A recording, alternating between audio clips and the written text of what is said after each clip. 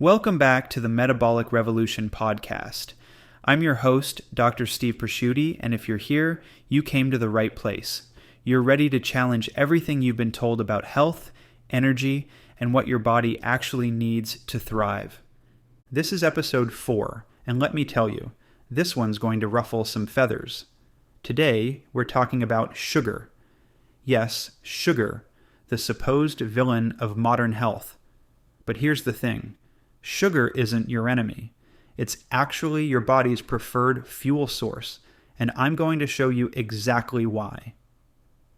Now, if you're jumping in here for the first time, I strongly encourage you to go back and start with episode 1. We've built a foundation talking about PUFAs, or polyunsaturated fats, those toxic seed oils that are destroying your metabolism. Episode 2 covered the basic bioenergetic principles, how energy is literally the key to everything in your body. And in episode 3, we dove into gut health and endotoxin, how your gut is either supporting or sabotaging your energy production. Each episode builds on the last, and today's discussion about sugar is going to make so much more sense if you understand those fundamentals. But even if you're stubborn and want to start here, stick around. What you're about to learn might just change everything you thought you knew about nutrition. Okay, let's start with something that might shock you. Your brain runs on glucose. Period. Not ketones, not fat. Glucose. Sure, your brain can adapt to use ketones when you're literally starving, but that's a survival mechanism, not an optimization strategy. Every single cell in your body can use glucose for energy. It's universal currency. And here's where it gets interesting. When your cells have abundant glucose, they produce energy efficiently through something called oxidative phosphorylation. We're talking about your mitochondria, those cellular powerhouses, cranking out ATP like a well-oiled machine. But somehow, we've been convinced that depriving our bodies of their preferred fuel is the path to health. That forcing our bodies into emergency backup systems, like ketosis, is somehow superior to giving them what they actually want. It's like saying your car runs better on fumes than with a full tank. It doesn't make sense, does it? And before the keto warriors come for me in the comments, I get it.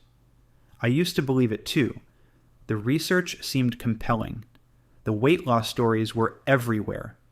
But when you actually dig into the biochemistry, when you understand what's happening at the cellular level, the picture changes completely. Okay, let me introduce you to something called the Randle Cycle. This is where things get a bit technical, but stay with me. This is crucial for understanding why the whole fat for fuel movement has it backwards. The Randle Cycle, discovered back in 1963, shows us that fat metabolism and glucose metabolism compete with each other. When you're burning fat for fuel, you're actually impairing your ability to use glucose. And here's the kicker. Glucose oxidation produces about 38% more ATP per unit of oxygen consumed compared to fat oxidation. Think about that. More energy using less oxygen. That's efficiency. When you're running on fat, whether from your diet or from ketosis, you're producing more metabolic stress, more reactive oxygen species, more inflammation. Your mitochondria have to work harder to produce the same amount of energy. It's like the difference between driving on a smooth highway versus off-roading through mud. Sure, you can get there both ways, but one is clearly more efficient, less stressful on your engine, and gets you there faster. And this isn't just theory. When researchers look at healthy, metabolically flexible people, those naturally lean folks who seem to eat whatever they want, they predominantly oxidize glucose, not fat. They save fat oxidation for specific times, like during sleep or extended periods without food, but their default mode? Glucose all the way. Now, let's tackle some of these low-carb myths head on, because I know what you're thinking. But Dr. Steve, what about insulin? What about blood sugar spikes? What about all those success stories? First, insulin. We've demonized insulin like it's some kind of metabolic villain, but insulin is literally an anabolic hormone. It helps you build tissue, store nutrients, and here's the important part. It helps get glucose into your cells, where it can be turned into energy. The problem isn't insulin. The problem is insulin resistance, which actually gets worse when you're constantly running on stress hormones from low-carb dieting. When you restrict carbs, your body doesn't just magically become more efficient. It goes into stress mode, cortisol goes up, adrenaline goes up. Your liver starts pumping out glucose through gluconeogenesis, literally making new glucose from protein. You're getting glucose anyway, just through a much more stressful, energy-demanding process. And those blood sugar spikes everyone's so afraid of? A healthy metabolism handles glucose beautifully. Quick uptake, efficient use, stable energy. It's only when your metabolism is broken, usually from years of PUFA consumption and chronic stress, that glucose becomes a problem. Here's what really happens on long-term low carb. Your thyroid function drops. Your body temperature drops. Your pulse slows. Your stress hormones stay elevated. You might lose weight initially, but it's often muscle mass along with fat. And that metabolic slowdown, that's your body trying to conserve energy because it thinks you're in a famine.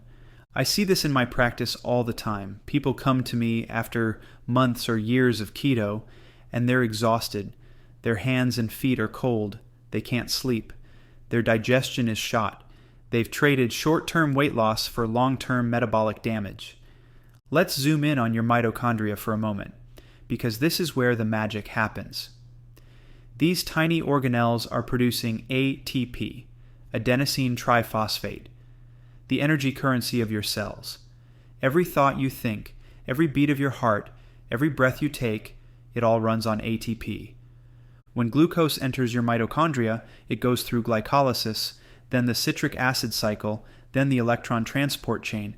Beautiful, efficient energy production. And here's something fascinating. Your mitochondria actually produce more than just ATP. They produce carbon dioxide, which, despite what you might think, is actually crucial for oxygen delivery to your tissues. They produce heat, keeping your body temperature optimal for enzyme function. They even produce water. But when you're running primarily on fat, especially in the presence of those polyunsaturated fats, things get messy. The electron transport chain gets backed up, you produce more superoxide, more hydrogen peroxide, basically more oxidative stress. Your mitochondria literally age faster. This is why I'm so passionate about this message. We're not just talking about weight loss or blood sugar numbers, we're talking about cellular energy, about giving your mitochondria what they need to keep you young, vibrant, and full of life. And speaking of giving your body what it needs, if you're sitting there thinking, this makes sense, but where do I even start? That's exactly why we created the Energy Reset Essentials mini course. For just $39, you get the step-by-step blueprint for transitioning your metabolism back to its preferred fuel source safely and effectively. No guesswork, no confusion, just results. You can grab that at our website, energy.biosparkhealth.com. Okay, moving on. Here's something the low-carb community doesn't like to talk about: the stress hormone problem. When you restrict carbohydrates, your body has to find glucose somewhere. Remember, your brain needs it to function, so what does it do? It cranks up cortisol and adrenaline to mobilize stored energy and create new glucose from protein. This isn't a bug. It's a feature for short-term survival. Our ancestors needed this mechanism when food was scarce. But living in this state chronically, that's a recipe for disaster. Elevated cortisol breaks down your muscle tissue. It suppresses your immune system. It impairs digestion. It disrupts sleep. And here's the real kicker. It actually promotes fat storage, especially around your midsection. So that stubborn belly fat that won't budge on keto, thank chronic cortisol elevation for that. I had a patient, let's call her Sarah, who came to me after 2 years of strict keto. She'd lost 30 pounds initially, but then everything stalled. She was exhausted, couldn't sleep, her hair was falling out, and she'd actually started gaining weight back despite eating less than 1,200 calories a day. Her morning cortisol, through the roof, her thyroid markers, in the basement.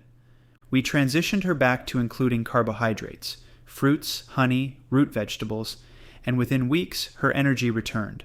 Her sleep improved. Her hair stopped falling out. And yes, she started losing weight again, eating twice as many calories. That's the power of working with your metabolism instead of against it. Okay, let's get a bit more technical here, because understanding this will blow your mind. Cellular respiration, the process of making ATP, is incredibly complex, but here's what you need to know. Glucose metabolism stimulates oxidative metabolism, while fatty acid oxidation can actually inhibit it. When glucose is oxidized in your cells, it produces something called NADH and FADH2. These are electron donors that feed into your electron transport chain. The beautiful thing about glucose metabolism is that it produces these in perfect ratios for optimal ATP production. But here's where it gets really interesting. Glucose metabolism also activates something called the pentose phosphate pathway. This pathway produces NADPH, which is crucial for protecting your cells against oxidative stress. It's like having a built-in antioxidant system that runs on sugar. Fat metabolism? It doesn't activate this protective pathway to the same degree. In fact, excessive fat oxidation, especially from polyunsaturated fats, can overwhelm your mitochondria's ability to handle the oxidative load. It's like trying to run a fire through your engine instead of clean-burning fuel. This is why fruit, yes, fruit with all its scary fructose, is actually protective. The fructose replenishes liver glycogen, supporting your body's glucose reserves.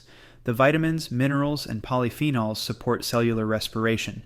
And the simple sugars provide quick, clean energy without the metabolic stress of fat oxidation. Okay, so what does this look like in practice? I'm talking about embracing real, whole food sources of carbohydrates. Ripe fruits, oranges, dates, grapes, tropical fruits loaded with enzymes and nutrients. Raw honey, which has been prized by every healthy traditional culture. Root vegetables like potatoes and carrots, packed with minerals and easy-to-digest starches. Even white rice, yes, white rice, can be a fantastic fuel source when your metabolism is functioning well. The key is choosing carbohydrate sources that are easy to digest, low in gut irritants, and provide quick, efficient energy. And here's where I get really contrarian. Orange juice. Pure, fresh squeezed orange juice. The low-carb world treats it like liquid death, but it's actually one of the most pro-metabolic foods you can consume. Easily absorbed sugars, potassium to balance sodium, vitamin C to support cellular respiration, and folate for cellular energy production. I drink orange juice daily. My body temperature stays around 98.6. My pulse is strong. My energy is consistent throughout the day. No crashes, no cravings, no need for constant snacking. That's what happens when you fuel your body properly. Now, I know some of you are thinking, this sounds great, but I need more guidance. That's exactly what our Bioenergetic Reset program is for. For $133 a month, you get comprehensive support, meal plans, weekly group calls, access to our community of people getting incredible results. We take all the guesswork out of it. Let's talk. Just head to our website to get started. Okay, here's something crucial that ties everything together. Your thyroid. Your thyroid hormone is the master regulator of your metabolism. It literally controls how efficiently your mitochondria produce energy. And guess what your thyroid needs to function properly? Glucose. When you restrict carbohydrates, your liver reduces its conversion of T4 to T3, the active thyroid hormone. Instead, it produces more reverse T3, which basically puts the brakes on your metabolism. This is your body's way of conserving energy when it thinks food is scarce. But it's not just about hormone conversion. Your cells need glucose to respond to thyroid hormone. Without adequate glucose, you can have all the thyroid hormone in the world, but your cells can't use it effectively. It's like having a key, but no lock to put it in. This is why so many people on long-term low-carb diets develop thyroid issues. They're literally starving their thyroid system of the fuel it needs to keep their metabolism humming. And once your thyroid function drops, everything else follows. Energy, mood, digestion, hormone balance, even your ability to maintain muscle mass. The solution? Give your body the carbohydrates it needs, support your thyroid, watch your metabolism come back online. It's not complicated, but it does go against everything the mainstream low-carb movement teaches.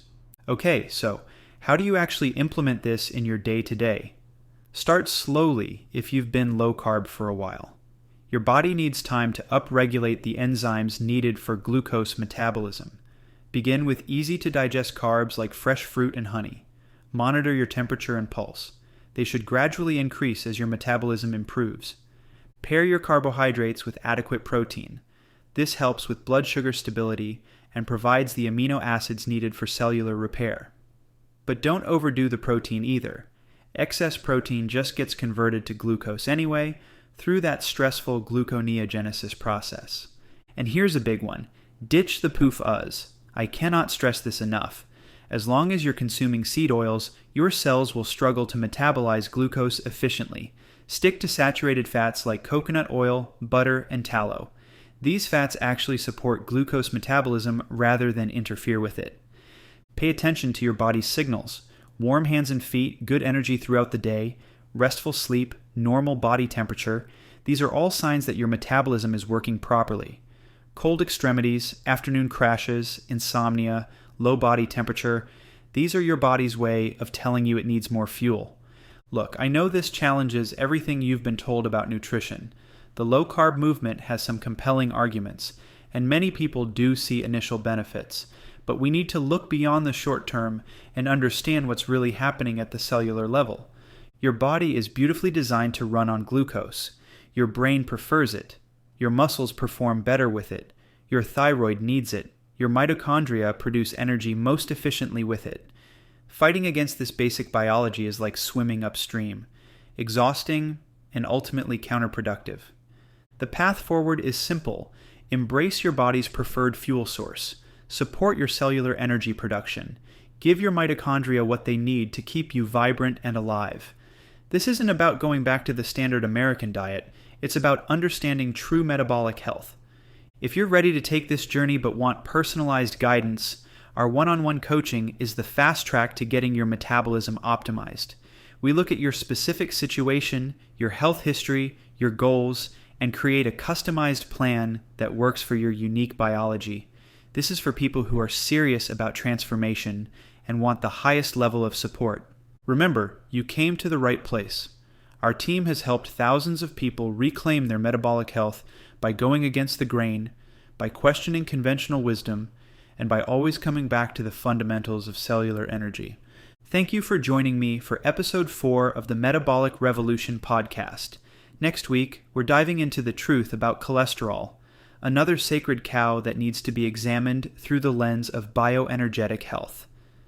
Until then, keep questioning everything, trust your body's wisdom, and remember, energy is everything. This is Dr. Steve Presciutti, reminding you that your metabolism wants to thrive. You just need to give it the right fuel. Until next time, stay healthy, safe, and well.